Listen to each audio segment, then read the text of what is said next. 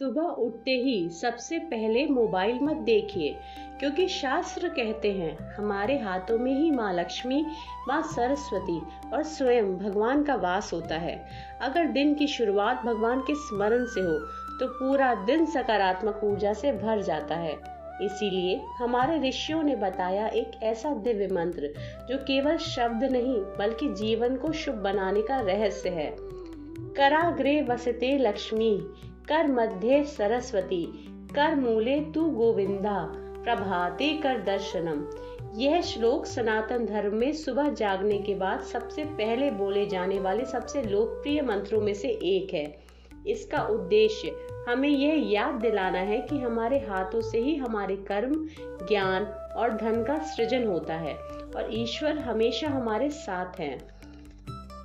इस श्लोक का अर्थ है कराग्रे वसते लक्ष्मी, अर्थात हाथ के सबसे आगे का भाग, अग्रभाग में माँ लक्ष्मी का वास होता है।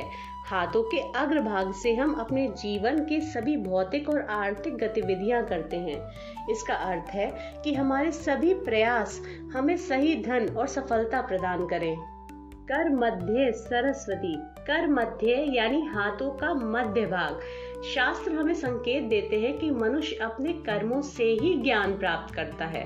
इसीलिए सुबह उठकर हमें अपने हाथों को देखकर यह स्मरण करना चाहिए कि मेरे हर कर्म में ज्ञान हो, मेरी वाणी मधुर हो और मेरा निर्णय सही हो। कर मूले तू गोविंदा मतलब हाथ के मूल, जड़ या कलाई में भगवान गोविंद यानी स्वयं श्री कृष्ण स्थित हैं। हाथ के मूल या कलाई का स्थान यह याद दिलाता है कि हम जो भी कार्य करते हैं उसका आधार समर्पण ईश्वर के प्रति होना चाहिए। हम जो भी कर्म करें वह निष्काम भाव से हो। प्रभाते कर दर्शनम मतलब इसीलिए प्रातःकाल उठकर हमें अपने हाथों का दर्शन करना चाहिए। सुबह आँख खुलते ही अपने हथेलियों को देखने से हम एक साथ धन, लक्ष्मी, ज्ञान, सरस्वती और ईश्वर गोविंद तीनों का स्मरण कर लेते हैं, जो पूरे दिन के लिए सकारात्मक ऊर्जा और प्रेरणा देता है।